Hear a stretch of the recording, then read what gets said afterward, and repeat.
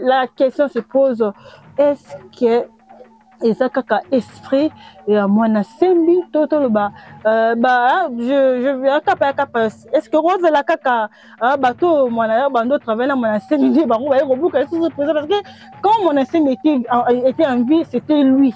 Alors il n'est plus avec nous, alors qui peut faire c'est tel genre ya makambo na kati mboka. Et pourtant nous le savons bien que la prison centrale ezala wana mingi nous voulons dire que le premier responsable de ceci, ce sont les magistrats qui envoient en prison même de simples suspects. En droit pénal congolais, la liberté est le principe. La détention est une exception. Ce qui veut dire que la prison est en principe faite pour les condamnés.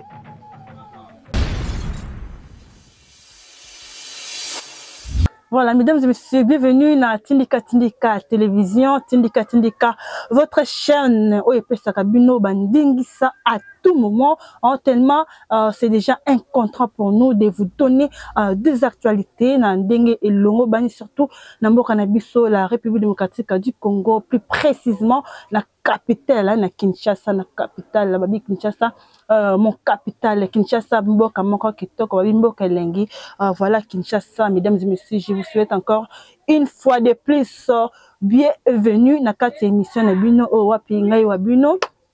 Votre moine, votre rayon, j'aime toujours vous rappeler que je suis la touche de la presse congolaise, autrement appelée votre rayon d'Orcas Bateau, la touche au Wapi Nazala. Tout moment, on a la présentation d'émission na Tindika Télévision. En tout cas, le Lopeza Boka Matinding Bomoningai Nazali face aux caméras, face à la caméra, j'allais dire, on a Oetali Bongo actualité et en Boka Nabiso. Pourquoi na poni Kozalangai Moko na plateau mokolo ya lelo parce que na lingi vraiment kosolola moke na bayi internaute ya mboka na biso na bayi internaute ya chaîne na bino ya Tindika Télévision, votre chaîne aux à tout moment on a un souci toujours pour vous informer, na souci toujours ya ko divertir et pourquoi pas dire na souci toujours ya ko pesa bino ba gaieté parce que ça fait partie de nos objectifs on a Tindika Télévision. Mesdames et messieurs, na si ma caméra tozali na kapa ya papa na Gigi kapa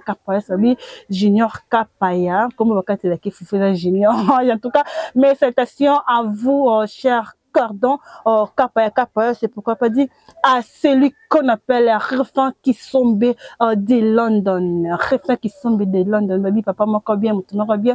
Ah ouais, ma cambo, c'est-à-dire ma solo. Donc, babi, ce que nous au solo là, bien, quand tu solo, donc, celui qui connaît la valeur, il y a que solo là, c'est Refin qui sombe bien. Pourquoi pas dire à Papi Kelly, à celui qu'on appelle Papi, à tout le grand du loi, Bambo Tenayo, la tante, ça va, il y a pas près de depuis Magistère.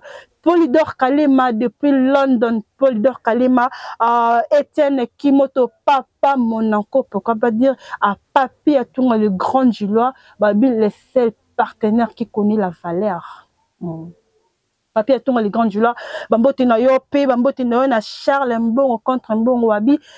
Agence Zaka c'est moi quand on est là transfert d'argent n'attend au sengeli n'attend au donc autre sa confiance donc aussi on a 12h à 12h30 minutes aux Mobimba donc l'agence Charles Mbongo contre Mbongo c'est de London Kinshasa Polydor Kalema Lucas Nataya Jésus na Bossane en tout cas je vous aime, il y a trop, il y a ming en tout cas continuez toujours à s'abonner, abonnez-vous massivement dans notre chaîne Tindika Télévision.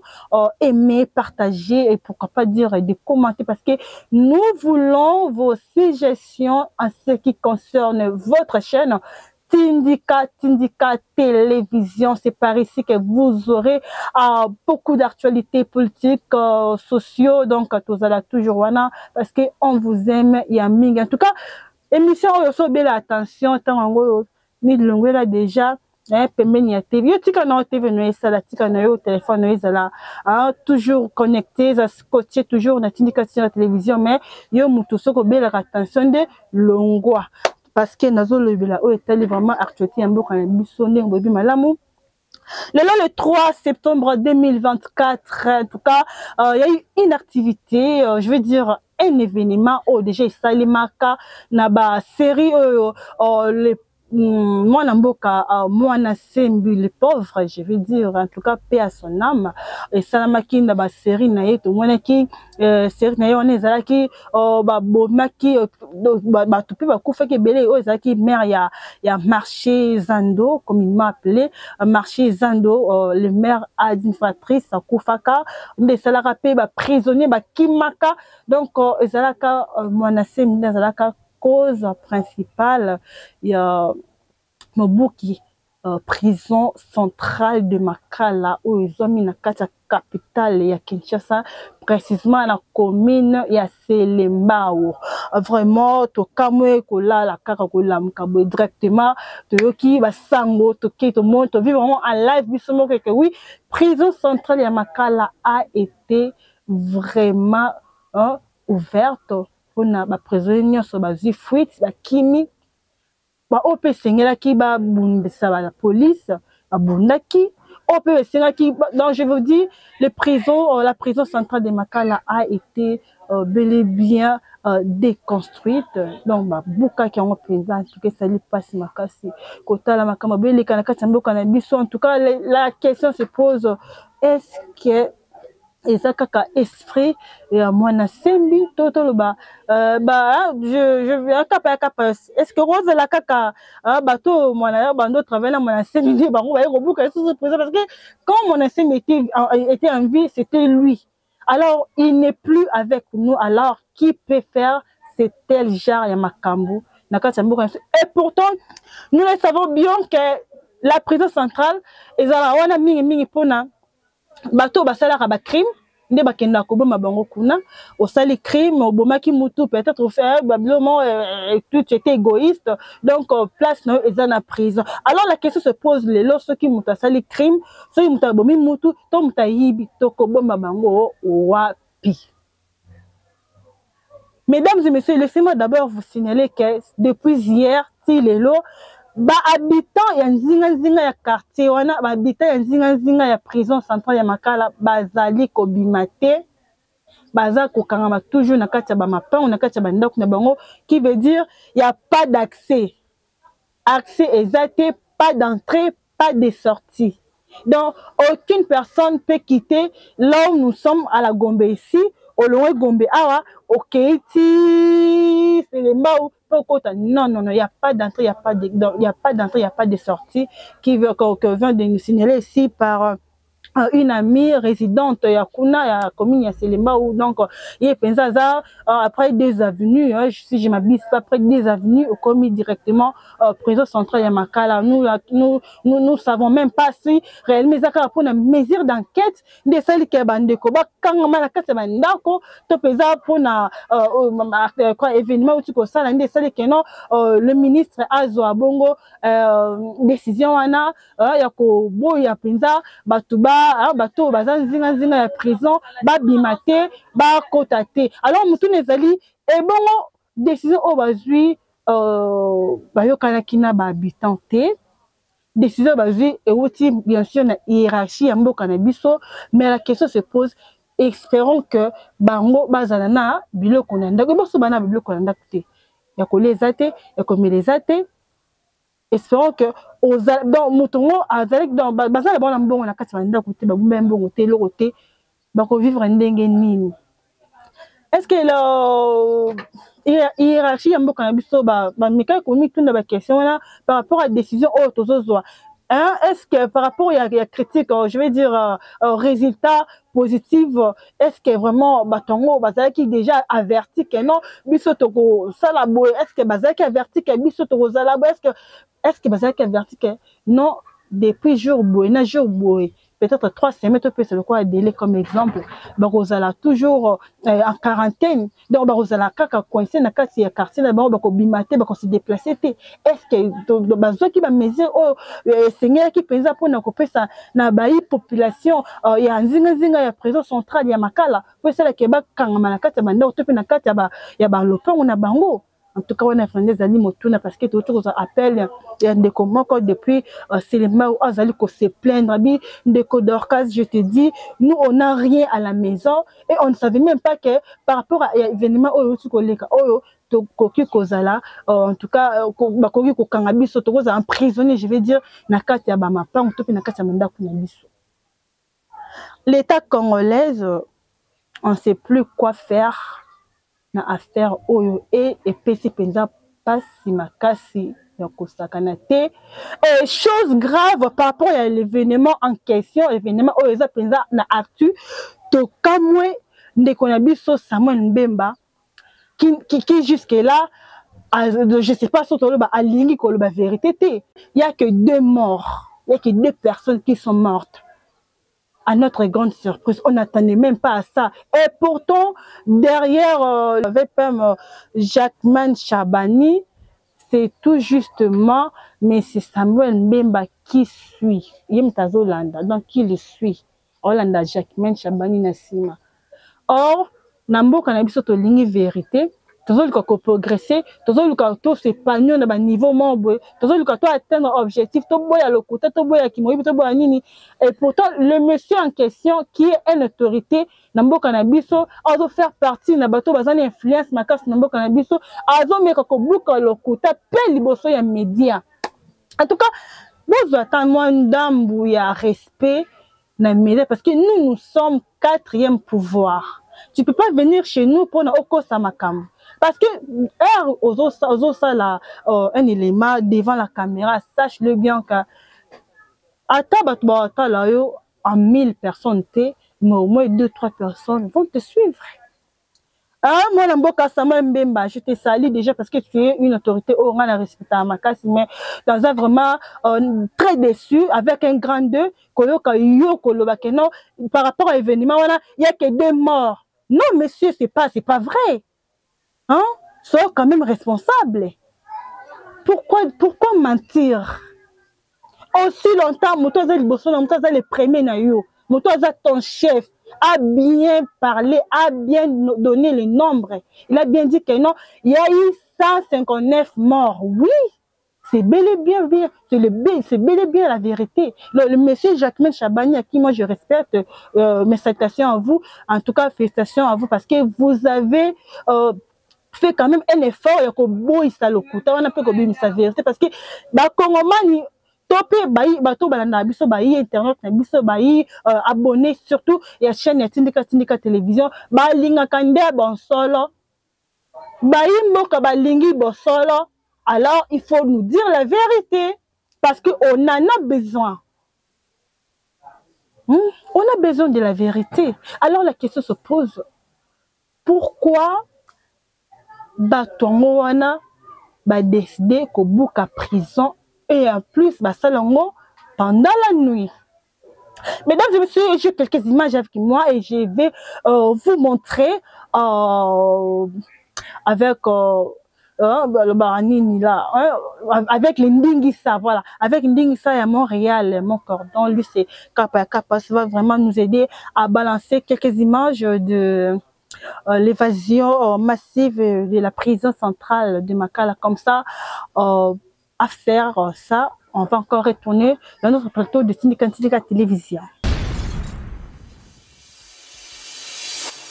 Nous voulons dire que le premier responsable de ceci, ce sont les magistrats qui envoient en prison même de simples suspects. En droit pénal congolais, la liberté est le principe. La détention est une exception. Ce qui veut dire que la prison est en principe faite pour les condamnés. Voilà des retours sur ce plateau de Tindika Télévision. Normalement, la touche. Pourquoi tu as choisi d'être seul dans le plateau en question? Donc, en réponse à manque parce que nous avons besoin plutôt Yako Solana Bino, Yako pesa na bino bandingisa makambo vraiment ozoleka awa na mboka na biso plus précisément na capitale Kinshasa, la belle Kinshasa oyo wapi mwana mboka Daniel Bumba azali ko prétendre que kin ezobonga donc comme son projet voilà la raison est celle que tous dans la pays bisomoko lelo na kati ya plateau, mais je ne suis pas seule, je suis avec vous qui nous suivent de partout dans le monde entier, depuis London, Bozolandangai, depuis Ituri, depuis Lubumbashi, je prends les appels depuis l'Angola, depuis Suisse, et là je vois Paul Malcolm, depuis France, je vois directement Maître Emmanuel Donga là qui me suit à tout moment après à Komelanga tango nyonso na bosane ote le but motozo prétendre causa partenaire de les jours à venir lui c'est Coco Rubenga bambote na yo de partout depuis Poto quoi, depuis Poto Coco Rubenga nous suivent. Merci beaucoup mesdames et messieurs, vous avez vite compris et vous avez vite vu image oh vraiment biso vous allez et là on a séparé les années parce que on a des images oh ko ça raté tout ça ba image oh témoignage directement que ma comme tout ce que loba eza penza ya sala. Donc nous ici la Tindika on n'a pas besoin de kotatonaka pour dire des vérités, on n'a pas besoin de mentir parce que tolinga kabino ba bonné na biso makasi et on moi tout le temps wana musala wana ya kokende koza ba image ya ko laksa bino parce que bozala bino pe en ligne parce que celui qui n'est pas informé est une personne morte. Mesdames et messieurs, je disais tantôt que évasion et prison centrale à Makala et ça qui Kongomani pas si et ça qui y internaute pas si mais tout ce qu'appelle nous kuna moi flash mukena etali source informative oui ba ke moi na mboka siete kikuni azala kibongo aza arrêté je vais dire aza na kata aner bakanga ki pona ko luka ko sala pe ba enquête par rapport à ba propos oye a beta ki to pe ba bordi oye a tout aki en tout cas celle qui kitoko tende celle qui que jusque là azala na nukuna en attendant ba sala ka ba enquête en tout cas félicitations na la police to pe na groupe aner ya mboka na biso parce que ba sala msala ba kitoko en tout cas si tu n'as pas raison c'est que tu as tort. Alors si tu as tort, Luka quand même kobongisa, ba place c'est là qui m'a dit parce que ndenge yesu yemoko lobaki ceux qui na sali mabe bola kisanga mabe dinga na sali et bon ceux qui na sali mabe te pourquoi on dit ko betangai de yemoko Jésus alobaki donc déjà le 3 septembre boye ba le 7 septembre 2024 mo bangé na affrontement ezali promis hein et pas ya moi mboka secrétaire général Augustin Kabouya azapé bongo président aiye a promettre président affrontement ya munene elongona o azalaki CGA na ye secrétaire général adjoint Deo Bizimbu Balola ye o azapé je sais pas quoi dire ceux qui trop le bapé azapé secrétaire général parce que c'est UDPS contre UDPS parce que bon on sur bazaka bana UDPS oui bangomi balé ba sololarana chef de l'état Félix Antoine Tshisekedi malamu oui bambalé ba respectera moi na mboka Jacquemain Sabani oui siko motune ezali UDPS contre UDPS alors to éviter résultat kopesa nini parce que de Bizimbu na part na ye albaki le 7 septembre kozala bongo samedi nde kozala mkolo et akoya ko bimisa Kabuya abi alobi akanga Kabuya na maboko eloko ese sani panel eza courage abi akanga Kabuya na maboko abimisi na kati ya permanence comme ça ya vu à remplacer na kit si vous trouvez valibwe si bino bana ndako entre vous bama ka bongo zo salima siko quel exemple bozo pesa na ba parti o baza ba coalier na bino.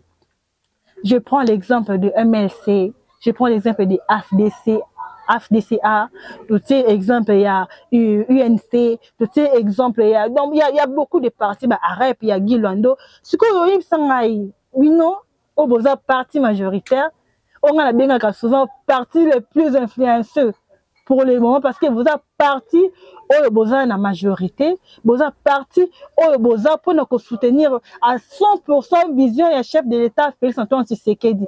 Est-ce que on a tombé ta maboko to le beza makamba soni, on ne sait pas et on ne sait plus quoi faire et quoi dire. Na Italie partie majoritaire ya mboka na biso UDPS. Mais nous ne voulons pas avoir encore des morts parce qu'il y a eu déjà des morts na makambo Italie président central à Makala. Pardon na bino bakonzi na biso, pardon na bino Augustin Kabuya, pardon na yo pe moi na mboka de Bizimbu. Toboyi batu bakufa lisusu parce que tous doit déjà perte na mboka na biso. Il y a toujours des morts dans l'affrontement. Il y a toujours des morts, il y a toujours des blessés. Alors, on ne veut plus Nangonga, on ne veut plus cette fois-ci, on ne veut plus cette fois-ci, Batuba Zoka. S'il vous plaît, Nabuno, s'il vous plaît, à 100%, vraiment, Boyo Kelabiso Mawa.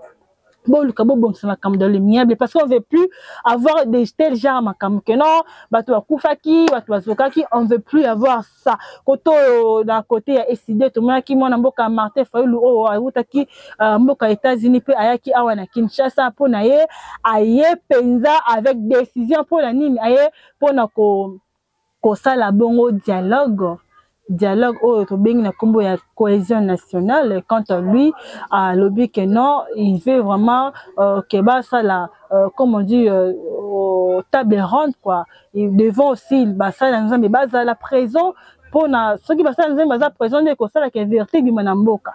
Alors motu ezali est-ce que après avoir fait les dialogues en question de ko ça la que bituman est et si là disait l'affrontement UDPS contre UDPS qui s'annonce déjà pour ce 7 septembre 2024. En tout cas, Toboy Nabiso Makambo. Oh, batuba kufa, oh, batuba tolingi Nabiso te. Parce que nous tous les alliés ce soir, il par rapport à l'évasion, il y a cause centrale à Makala. Tu vois, il y a cause. Ces années. Donc, selon moi, comme je réfléchis, ministre de la Justice Constant Mutamba a occupé on m'a dit d'autre part à quatre pattes ensemble salamment bokeno asali awa atiki asali atiki asali atiki et on ce que c'est là qui est mode trouble on est quota ndesali pe keno ba mobondo ba profiter na sima ya ba action oyo mwana mboka Constant Mutamba zali ko sala ndesali kepe ba prisonnier et comment sinon parce qu'à un moment donné ba calamité assis si je m'abuse pas mwana mboka Constant Mutamba kende kotika 500 éponges na prison centrale à Makala aussi longtemps il y a plus de 15 000 prisonniers na Makala. Car on a quatre prisons, on a payé tout le monde qui quelques cas il y a maladie oyo tozo benga viril des singes oyo tout le monde qui quelques cas na quatre prisons. Alors piste de solution quant à moi ezaka que non gouvernement mboka na biso batiana no loboko na oetali reconstruction ya prison centrale ya Makala balongola yango sikoyo nde na Selema ba memango te bakota kinga kati bakota Selema luku kuna ba memango kuna mon so za makote kuna za mobe parce que ni moto so za Selema ba bika kena za na centre ville ayoki fala bimisi single ayoki hérité bimisi ki single ayoki boye oh bitumesana baki azoyoka. Et puis, question de la prison centrale Makala, ah, comme un moment boum, nous sommes à Batou, donc, à Ebi Kenaza n'a rien à catastrophe. Mesdames et messieurs, à Tabinomoko, un prisonnier, au hasard condamné peut-être à 5 ans de prison, 10 ans de prison, à un téléphone Android, à c'est la TikTok, à c'est la YouTube, un prisonnier, bon, à un à prison, mais à autre niveau, on m'a déçu. Parce que nana mutumo azala côté na biso place na nova na biso kapaya azana kata prison mais otine ma ba mbongo côté ka otine ma ba mbongo ma desu otine ma leki ne bilamba de se rentrer bo asuma ba uniforme asoni penza donc bilo resenga ya rentrer ko abi mama yozwa ma bakezwa so to ebité bazombo ngwa. Est-ce que les prisonniers patrons ou les financeurs ou les kabila oh to bazala misala basala kuna to ndengeni un prisonnier prisonnier normalement prisonnier azara na ba limite que non un prisonnier faut se sentir que dans une prison le autre moment dit biso ba quartier biso ba quartier ba banlieue wana zala ro sentir que non tombe non que prison pe non bima il est trop sûr de lui-même il sait que non. J'ai un parapluie avec moi, j'ai un parasol, il sera facilement. Nana muto ko recadrer nga na kati ya prison dans un bien.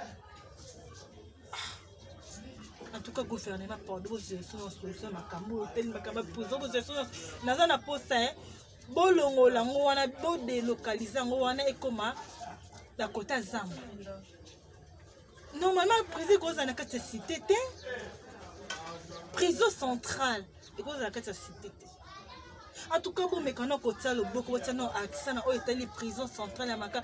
Oh comme déjà deuxième fois bon selon biso hein biso tout mon événement deuxième fois déjà en première fois qui na série bané autour bané 2018 17 si je m'abuse pas et 18 19 mais là qui ma comme évasion salamaki allez année 2024 tout le monde donc comme déjà deuxième des fois déjà baso buka prison et pourtant prison ils ont construit doublement des murs.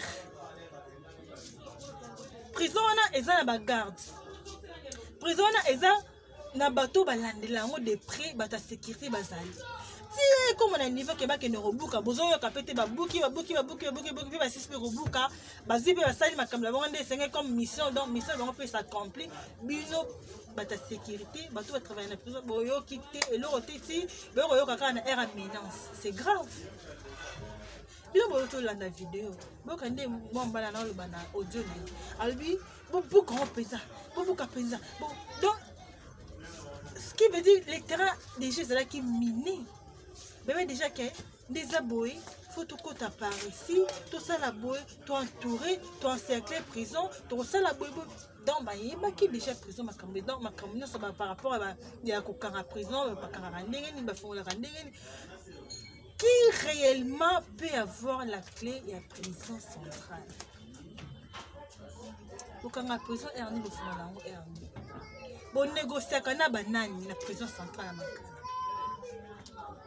Ce que responsabilité wana, et ça la mutu ya nani. Bana mboka tout fungana ko, tout fungana pardon tout fungana. Constant Mutamba.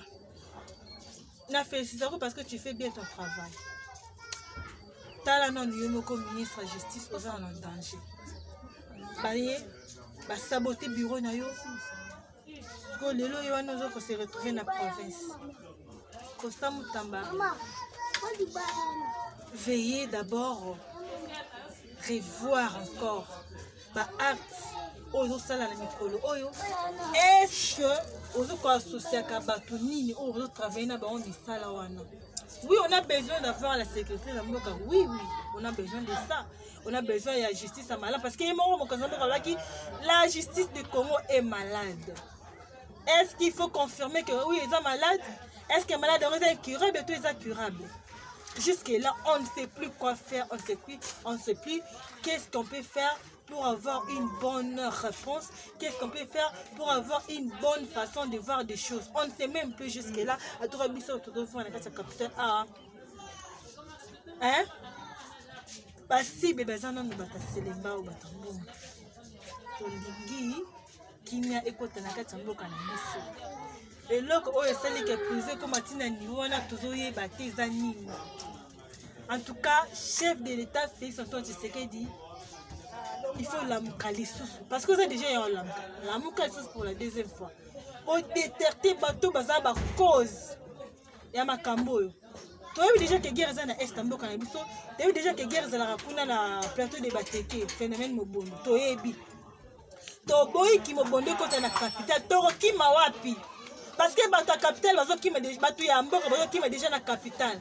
Si comme ça, ta capitale, tu as wapi, boy, finalement, tu as wapi, tu limité, tu boy, Congo, ma belle, la biso, Congo, Mboka Lumumba, Mboka Mobutu, Mboka ya Kinzenga, Mboka ya Papa Simo Kimbangu, Mboka Batu ya Nzambe, Nzambe la Congo, et c'est la caramena, c'est les Camaroni, Nzambe la Ngai.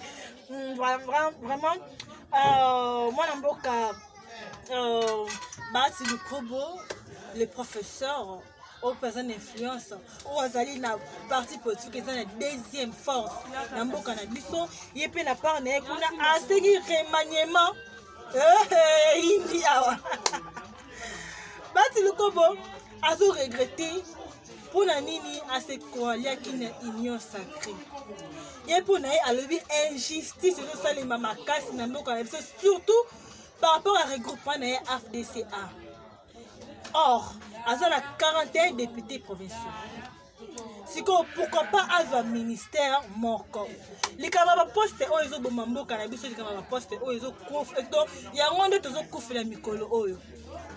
To éviter tolo banini, mais selon l'histoire, Batiluko a beaucoup travaillé. Il y a une société civile. Aïe recompte la carte à boya, zongi koto aïe boye. Il y a un président. Autorité morale, il y a FDC. Si koyo, tozo ebate. Injustice oyo sale manamboka na biso est-ce que il faut kaka batunye so bazo bon na éviter kapa parce que ndeko les pas les là qui makamba ba poste donc on sait pas bâti lukobo.